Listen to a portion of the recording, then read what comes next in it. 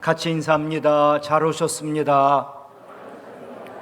사랑하고 축복합니다.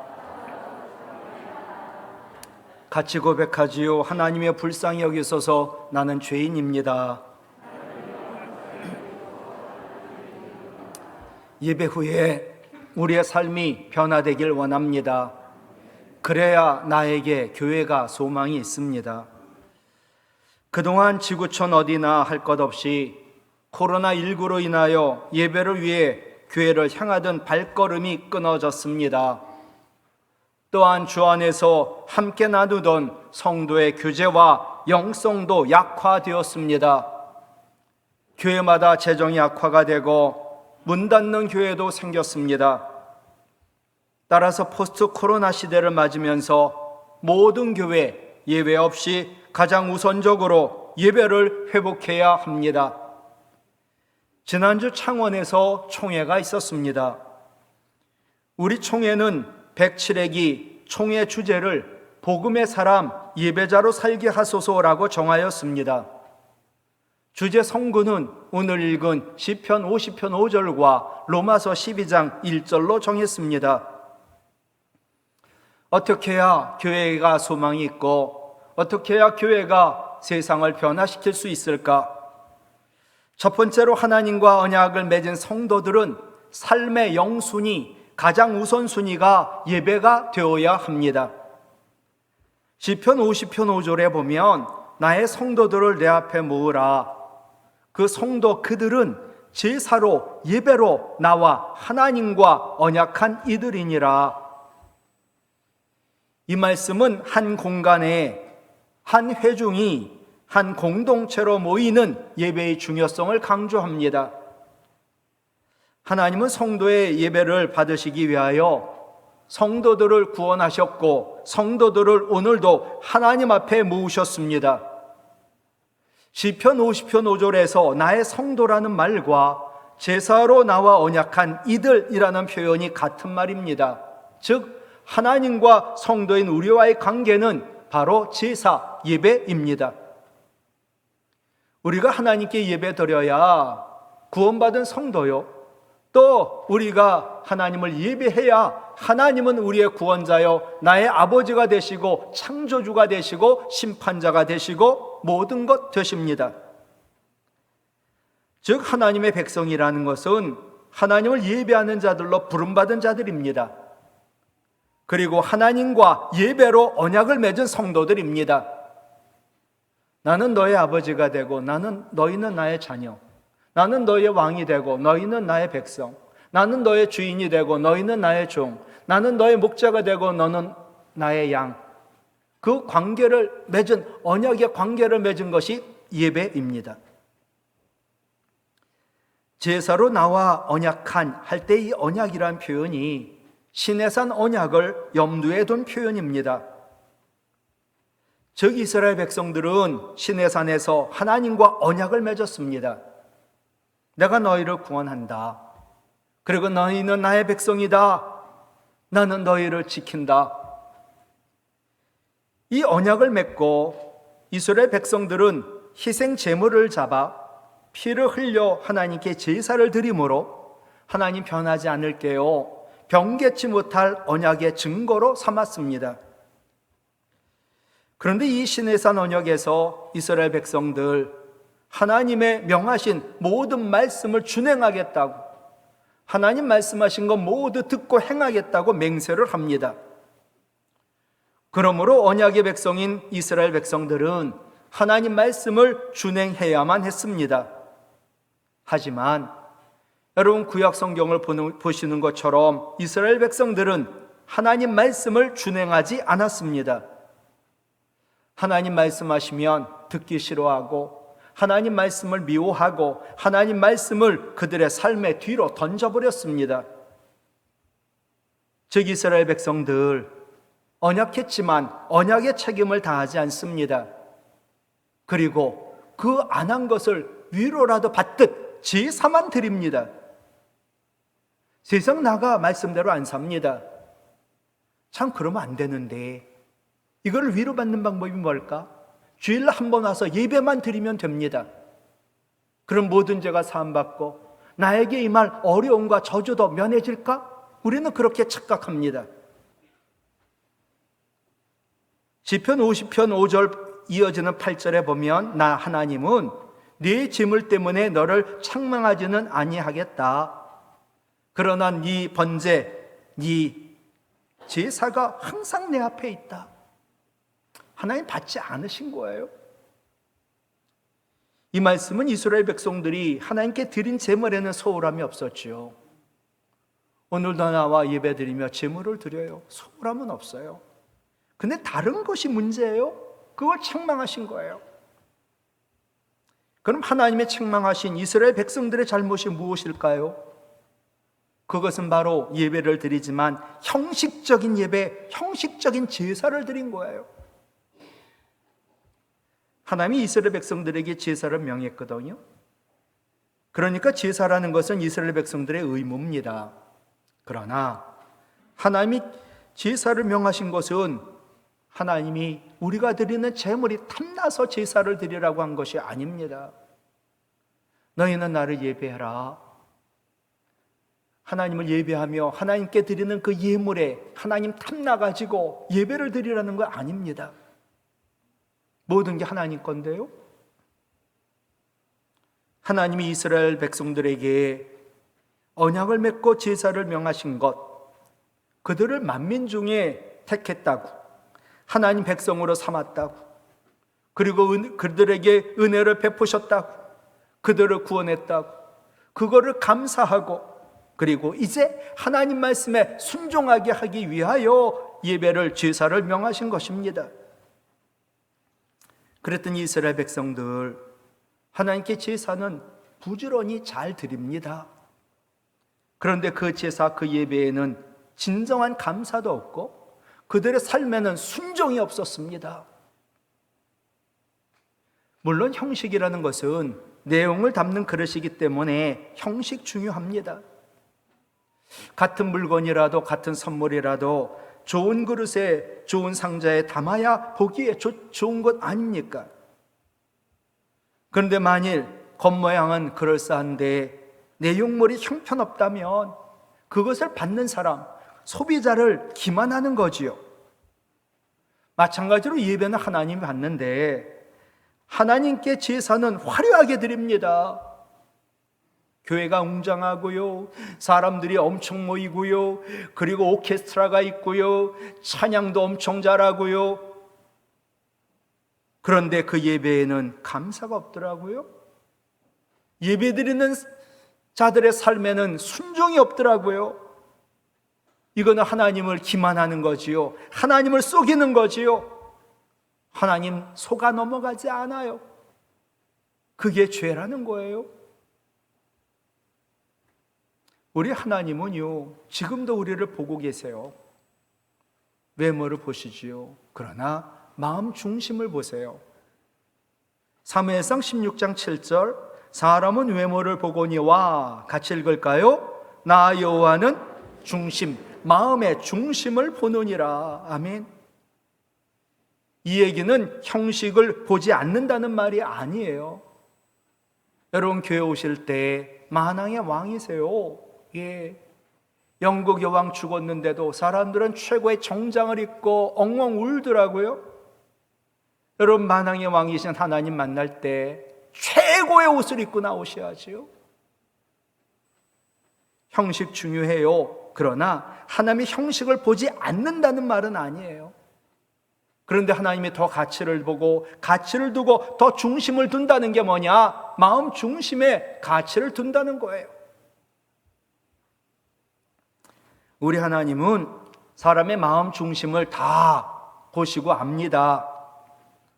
우리 안에 숨겨진 심장과 폐부까지 살피고 계십니다. 우리의 이 하찮은 머리털까지 다 세시고, 우리 하나님은 알지 못하는 것이 하나도 없는 모든 것을 아시는 전지하신 분입니다. 그러므로 하나님을 향한 중심, 진정한 감사와 삶의 순종이 있어야 되는데 그것이 빠진 제사는 죽은 제사와 같습니다. 예배도 마찬가지입니다. 예배를 드려요. 저는 뭐 하나도 안 보여요. 여러분 외모만 보이지. 근데 우리 하나님은 내 마음을 보시는 거거든요. 감사가 있나? 이 사람의 삶이 순종의 삶이었나? 여러분 지금 예배 드리는데 감사가 있어요? 예. 무엇이 있어야 감사할까요? 우리는 돈이 좀 생기고 또 아픈 몸이 낫고 자녀가 잘 되고 사업이 좀 잘 되고 물론 감사할 이유 맞아요. 그럼 그거 없으면 감사하지 않아야 되나요? 데살로니가후서 2장 13절 보면요, 마땅히 하나님께 감사해라, 세 가지를 얘기하는 거예요. 하나님이 처음부터 너희를 택했다. 성령이 너 안에 있어 너를 거룩하게 하셨다. 진리 예수 그리스도를 믿음으로 네가 구원을 받았다. 여러분 구원받은 우리에게도 고난이 있어요. 실패도 있어요. 병도 있어요. 아픔도 있어요. 더 나아가 죽음도 있어요. 그거 있으면 감사하지 말라고요? 아니에요. 나는 죽어도 하나님께 택한 하나님 백성이요, 나는 예수 그리스도를 믿음으로 구원받은 하나님의 자녀요, 성령이 내 안에 계심으로 너는 세상과 달라 내 것이야, 성령이 거룩하게 하셨지요. 그것만으로도 마땅히 감사하며 예배드려라. 우리가 구원을 받아 영생을 얻고 천국이 내 것입니다. 근데 이 세상 사는 동안에 고난의 바람이 불어와요. 고난의 바람이 불어도 화살을 쏠 때 이 화살이 바람 때문에 영향을 미치지 말아야 믿음의 화살이 항상 감사라는 관역을 맞춰야 돼요. 구원받았지요. 천국이 내 것이지요. 그런데 고난의 바람이 분단 말이에요. 그럴 때 우리의 믿음의 화살은 감사의 관역을 맞춰야 되는 거지요. 그것이 믿음이요, 하나님을 그렇게 감사로 예배할 때 하나님 기뻐하시고 우리 예배를 받으십니다. 이어지는 시편 50편 5절, 이어지는 23절을 보시면 같이 읽지요. 감사로 제사를 드리는 자가 나를 영화롭게 하나니. 아멘. 감사로 예배하지 않으면요, 감사로 예배하지 않으면 하나님을 영화롭게 하는 게 아니에요. 하나님을 영화롭게 하지 않는 예배는 하나님 기뻐 받으시지 않아요.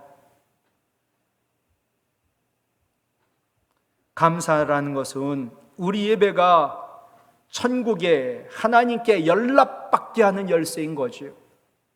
그래서 예배를 드려요. 각자 예배가 하늘로 올라가요.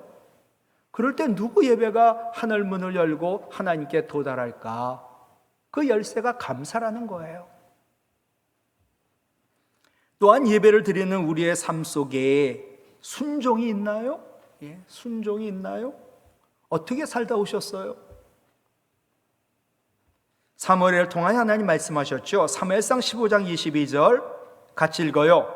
순종이 제사보다 낫고 듣는 것이 수량의 기름보다 나으니. 하나님이 제사와 순종의 상관관계를 얘기하시면서 제사, 우리가 구원받은 이유가 제사 예배거든요. 근데 그 제사 예배보다도 순종이 더 절대 우위라는 거예요. 하나님께 제사를 예배를 드리는 데는 이유와 목적이 있습니다. 첫째는 하나님께 예배를 드리는 것은 하나님께 영광을 돌리는 거거든요. 여러분, 하나님께 난 영광을 돌려, 그것이 바로 제사요 예배입니다. 두 번째로 하나님 말씀 불순종하며 살다 왔지요. 그 죄를 용서받고 죄 때문에 하나님 관계가 끊어졌어요. 하나님 과의 관계를 회복할 수 있도록 하나님이 최소한의 조처를 취해 주셨어요. 그것이 하나님이 우리에게 마련해 주신 방편인데, 그것이 바로 제사요 예배입니다. 예배를 드리고 나갔는데 또 말씀에 불순종하며 죄를 밥 먹듯 짓고 왔어요. 그럼 그 죄 때문에 하나님과 우리의 관계가 이제 굉장히 소원해지고 그리고 끊어지고, 그럴 때 예배를 통하여 우리의 죄를 회개하고 죄의 사함을 받고 하나님과의 관계가 회복될 수 있도록 하나님 예배를 우리에게 주셨단 말이지요. 사람은 예배 없이 완벽한 사람 하나도 없고요. 모두 죄의 본성을 가지고 태어났고 아직도 죄의 본성이 있어요. 그러니 하나님 말씀 순종하는 것보다는 내 마음대로 편하게 사는 게 훨씬 우리에겐 익숙했지요. 때문에 하나님께서 우리가 말씀에 순종하며 실패할 때 예배의 자리로 나와. 그럼 너희가 나와의 관계가 회복될 거야. 그리고 잃었던 관계도 회복될 거야. 그러기 위하여 제사를, 예배를 마련해 주신 거예요. 그러니까 하나님을 위한 것이라기보다는 우리를 위하여 예배를 마련해 주신 것이지요. 하나님과 언약을 맺은 성도 여러분, 오늘도 감사와 회개로 하나님께 예배를 드려 하나님께 영광을 돌리시고 하나님과의 관계가 회복이 되고 이런 것들이 회복되기를 간절히 바랍니다. 두 번째, 우리 몸을 산제물로 드리는 예배자로 살아라. 여러분 물어볼게요. 내가 세상을 변화시켜요? 세상이 나를 변화시켜요? 후자예요, 후자. 그죠? 실은 우리가 세상을 변화시켜야 되는데 세상이 우리를 변화시키고 세상이 교회를 변화시키더라고요. 그러니 그게 교회입니까? 교회가 아니지요. 성도들의 가치관이 똑같아요. 돈이 최고야. 아파트 사고 땅 사야 돼. 그래야 돈을 벌어. 우리는 하나님보다도 세상 것이 더 위에요. 예배만 드리면 끝나는 거지요. 로마서 12장 1절을 보세요. 그러므로 형제들아. 이 그러므로라는 헬라어 접속사가 로마서 1장부터 11장 믿음의 교리에 대하여 말씀하세요. 드디어 이제 12장부터 16장 그 믿음을 실천하는 것에 대하여 말씀하세요. 그 둘을 연결한 거예요. 즉 믿음으로 구원받은 성도들아, 믿음은 실천이 있어야 되거든. 그러니 행함이 있어야 돼 라고 말한 거예요. 여러분 믿음과 행함은요 뗄래야 뗄 수가 없는 불가분의 관계가 있어요. 내가 믿는다면서도 행함이 없어요. 그건 죽은 믿음이에요. 그건 믿음이 아닌 거죠, 한마디로 하면. 또 주님 기뻐하지 않아요. 그럼 우리 신앙이 온전하게 되기 위해서는 우리의 믿음과 행함이 모두 다 필요해요. 우리가 예배를 드려요. 예배의 목적은 하나님 만나는 거예요. 예배 때 하나님을 만났지요. 죄를 회개하게 됩니다. 새로워집니다. 여러분 엄청난 자연 앞에 한번 서본 적이 있어요?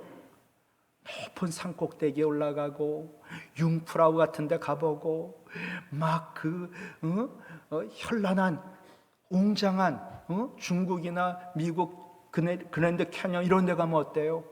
압도가 돼가지고요. 아니 하나님 만드신 자연만 보고서도 우리가 다 그냥 겸손해지더라고요. 와 이런 소리가 나더라고요.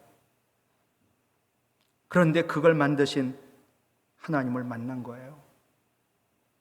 하나님, 제가 죄인이에요. 저절로 소리가 나올 거예요. 그러면서 새롭게 변화되겠지요. 그리고 세상 조건 없어도 모든 것에 감사하게 되겠지요.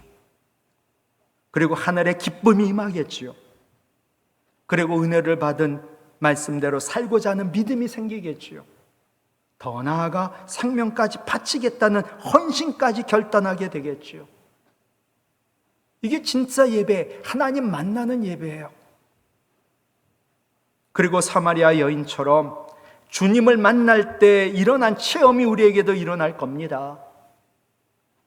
내가 주님 만났어요. 오늘 예배 때 사람 변해요. 얼굴이 변하고요.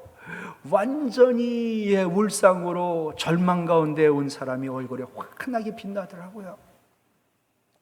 병든 몸이 치유가 되고 상처받은 마음이 치유가 되고 깨어진 관계도 회복이 되고 이렇게 하나님 만나는 예배 하나님 원하세요. 그래야 우리가 변하고 우리 삶이 변하거든요.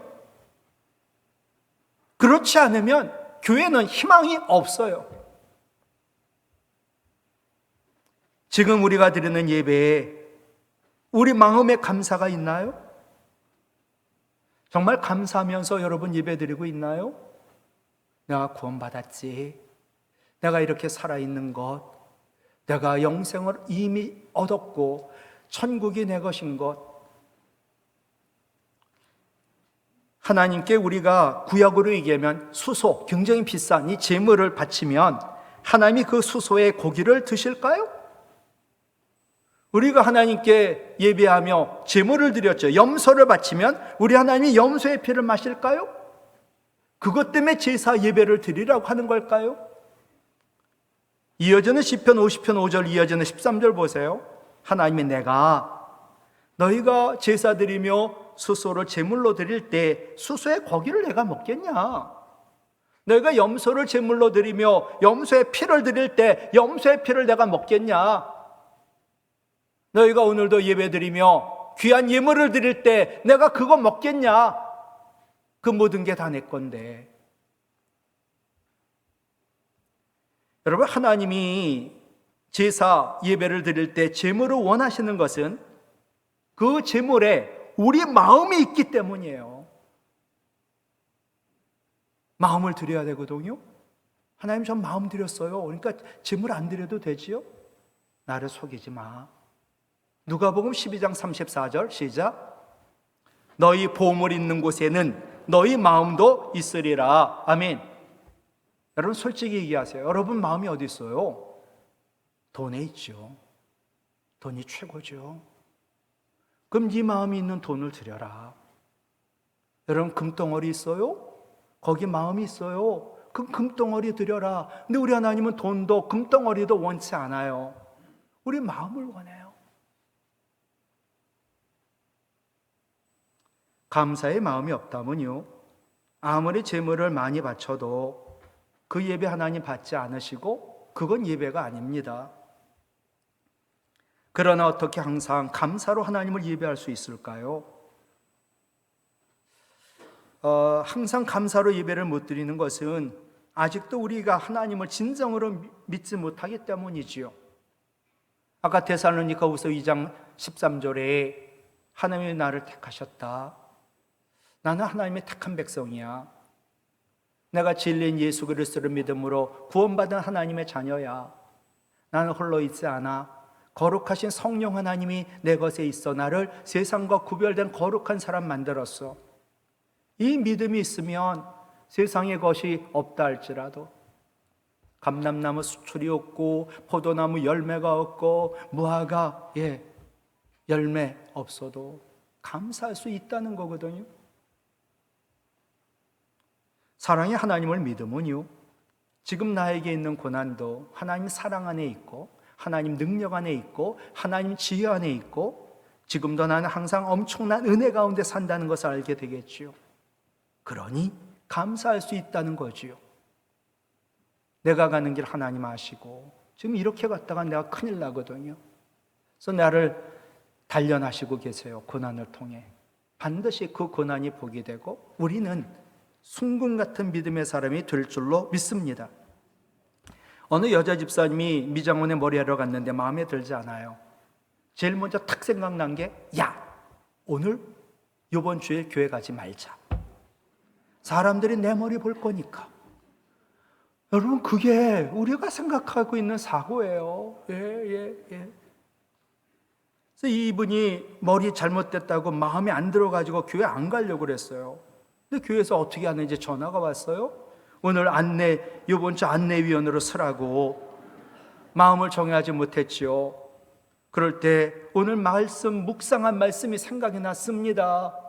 말씀 따로 삶더라가 아니라 말씀이 믿으며 믿음의 삶이니까. 시편 37편 3절이에요. 시작. 여호와를 기뻐하라. 그가 내 마음의 소원을 내게 이루어 주시리로다. 아멘. 머리가 마음에 안 들어도 내가 예배하는 것은 여호와 하나님만 기뻐하며 예배하는 거니까 안내 서겠다고. 그리고 머리는 마음에 안 들지만 시종 밝게 웃으며 나는 하나님을 예배하러 왔으니까 안내하며 감사로 예배를 드렸지요. 그런데 하나님이 집사님의 마음의 소원을 이루어 주신 거예요. 방황하던 자녀가 철이 들어 방황을 멈췄어요.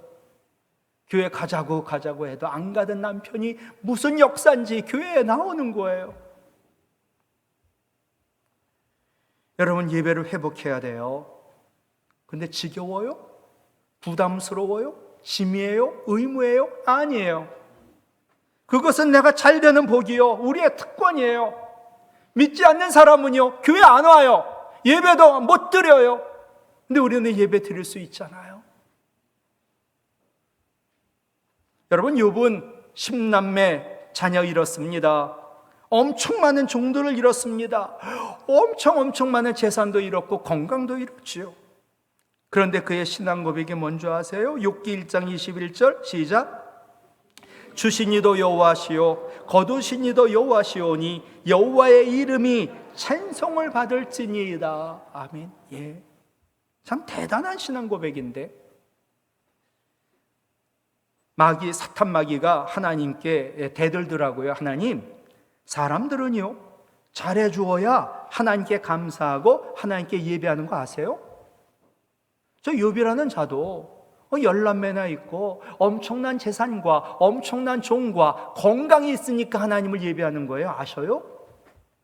이렇게 참소하는 사탄 마귀에게 아니야, 하나님은 그 사람 가운데 신앙이 있는 사람은 그런 걸 다 잃어도 하나님을 찬송하고 감사할 수 있어. 그 모습을 보여주고 싶었던 거지요.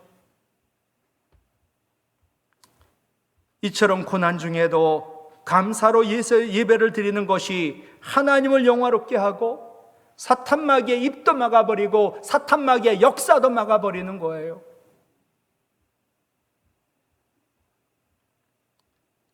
하나님 뜻대로 살았는데 고난을 당하셨나요? 그래도 하나님 말씀은 감사하라. 베드로전서 2장 19절로 20절, 베드로전서 4장 12절로 14절. 하나님 뜻대로 살다가 고난당한 자들아, 그래도 너희는 아름다워, 너희는 즐거워해, 너희는 복받은 자야, 복 있는 자야 말씀하셨어요. 왜 그럴까요? 난 지금 고난당해서 힘들어 죽겠는데 왜 아름답다고, 왜 즐거워하라고, 왜 복이 있다고? 우리 하나님은요, 지금 내가 고난당하는 거 다 보고 계세요. 그리고 고난의 앞길에 무엇이 있는지도 알고 계세요. 마라에 쓴 고통을 당할 때 바로 앞에 엘림의 복이 있었거든요. 하나님, 내 고난 다 보고 계시고 나의 미래도 알고 계시기 때문이지요. 그러니 감사해. 네가 이 고난 때문에 망하지 않아. 너는 고난 때문에 더 잘 될 거야. 너의 신앙은 순금같이 될 거야. 어느 교인이 물어요. 목사님, 어디서 세상이 줄 수 없는 평강을 찾을 수 있죠? 어디서 영원히 목마르지 않는 생수를 마실 수 있죠? 어디 가야 하나님을 만날 수 있죠? 답은 간단합니다. 성경 말씀에 답이 있고 예배가 바로 그 자리인 거예요. 여러분, 예배는 의무가 아닙니다. 믿는 우리에게 준 복이요 특권입니다. 그동안 우리가 2년 8개월 동안 참으로 예배를 못 드렸어요. 이제 코로나 바이러스 끝나가는 것 같아요. 그럴 때 제일 먼저 회복해야 될 것이 우리의 신앙 예배의 회복이에요. 오늘부터라도 예배, 우리의 삶의 영순위로 예배를 택하시길 바라고, 예배 드릴 때 감사로 자원하여 드리시기를 바랍니다. 나에게 복이 있고 은혜가 있고 주님의 말씀의 능력이 나타날 거니까. 로마서 12장 1절 다시 한번 읽을게요. 시작. 너희 몸을 하나님이 기뻐하시는 거룩한 산제물로 드리라. 이는 너희가 드릴 영적 예배니라. 아멘. 오늘도 예배의 방법을 얘기하셨어요. 너희 몸을 산제물로 드려. 그게 영적 예배야. 우리가 영적 찬양하는데 영적 찬양이 뭔지 아세요? 내가 제물로 죽고 주님으로 사는 게 영적 찬양이에요. 노래 잘하는 게 영적 찬양이 아니에요. 지금 로마서 12장 1절 말씀에는 두 가지 중요한 핵심이 있거든요. 하나는 예배의 장소가 어딘 줄 아냐? 예배의 방식이 무엇이 참 예배인지 아냐? 그걸 가르쳐 주시더라고요. 첫 번째 예배의 장소예요. 제사라고 표현한 구약의 예배는요, 성전에서만 드려야 되는데, 이 성전이라는 것은 이 지구상에 예루살렘 한 곳만 있는 거예요. 다른 곳에서 예배 장소를 만들어 가지고 예배하게 되면 그건 우상 숭배거든요. 여러분, 이스라엘이 북이스라엘, 남유다로 갈라졌잖아요.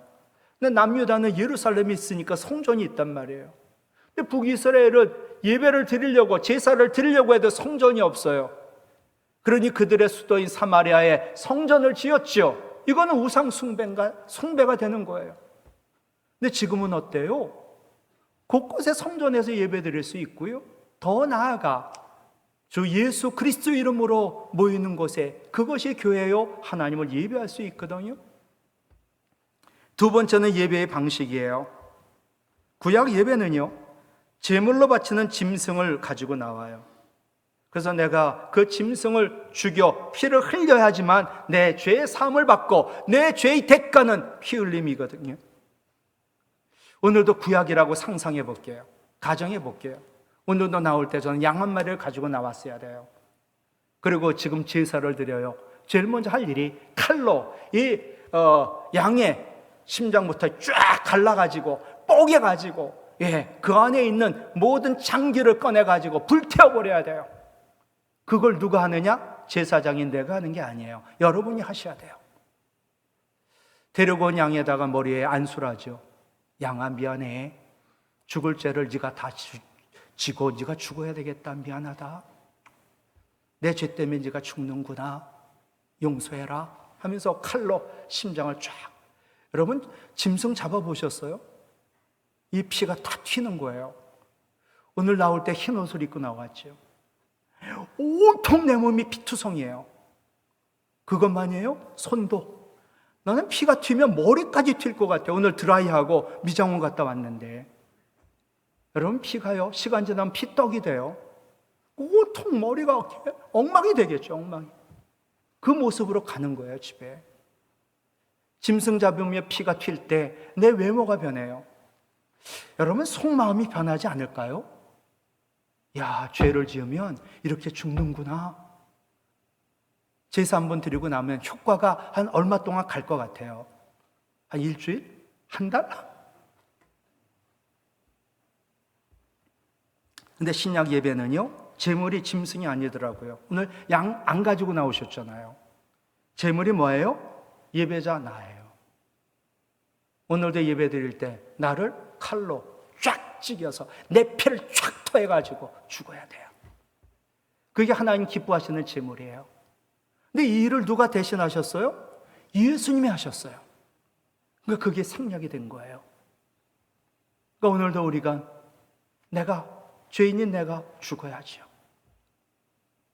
하나님 용서하지 못했고요. 하나님 사랑하지 못했고요. 내가 하나님 되어 남을 비판하고 정죄하고 엄청 죄를 많이 지었어요. 나는 죽어야 돼요. 죽어요. 그리고 나는 살아서 산 제물로 세상 나가 살아야 돼요. 신약에서의 예배의 제물은 예배자 나예요. 예배자인 내가 산 제물이 되어 죄에 대해서는 죽어야 되고, 이제 살아서 의에 대하여 살아야 되겠죠. 예배 때 주님 만나는 게 목적이거든요. 주님 만나면 죄를 깨닫지 못할 자가 없고 회개하지 못할 자가 없어요. 근데 예배 때 주님 못 만났어요. 죄를 깨닫지도 못하고 회개하지 못했어요. 이 일이 내가 사는 동안 계속 진행됐어요. 드디어 내가 죽었어요. 이러면 큰일 납니다. 죽은 다음에 하나님 앞에 갔더니 내 죄가 비로소 발견이 되는 거예요. 너무나 끔찍해요. 그런데 영원히 후회할 수 없어요. 그러니 예배 때마다 주님 만나고 죄를 회개하고 새롭게 변화돼야지만 되는 거지요. 몸을 산제물로 드리라 할 때 몸은 사람의 인격 전체를 말하고 삶 전체를 말해요. 우리는 오늘도 우리의 인격과 삶 전체를, 내 몸을 산제물로 드려야 그렇게 예배 드려야 하나님 기뻐하시는 거예요. 한마디로 내 삶이 변화돼야 그게 하나님 기뻐하시는 예배요, 하나님 받으신 예배라는 거예요. 오늘 예배 딱 드리고 집에 갔어요. 아내와 남편이 다투었더라고요. 여보 미안해. 당신을 아프게 한 나는 죽었고 이제 우리 새롭게 산재물로 산다. 그것이 있어야 되거든요. 예배를 드리는 장소는 이제는 예루살렘 성전 한 곳만이 아닙니다. 우리 몸을 산재물로 드리는 영적 예배에는 우리의 삶이 진행되는 모든 장소가 성전입니다. 예배 드리고 집에 갔지요. 집도 성전이에요. 하나님 앞에서 살아야지요. 존존해서 거룩하게. 회사도 성전이에요. 예배 마치고 우리가 카페에서 만났어요. 그 카페도 성전이니까 거기서 남 흉봐도 안 되겠지요. 언제 어디서 누구를 만나든 무슨 일을 하든 하나님께 예배드리는 자세와 마음으로 살아야 되는 것, 그것이 예배를 드린 후에 우리의 삶이에요. 말씀을 마칠게요. 여러분, 정말 교회가 세상에 영향력을 미치는 그런 교회로 회복되길 원하시나요? 정말 전도가 어려운가요? 답은 하나예요. 삶이 예배가 되어야 합니다. 그래야 교회가 회복이 되고 전도가 됩니다. 감사로 늘 우리 몸을 산재물로 예배드리며 또 회개하고 예배 후에 변화된 삶으로 세상을 변화시키는 복음의 사람, 예배자로 사시기를 주님의 이름으로 부탁을 드립니다.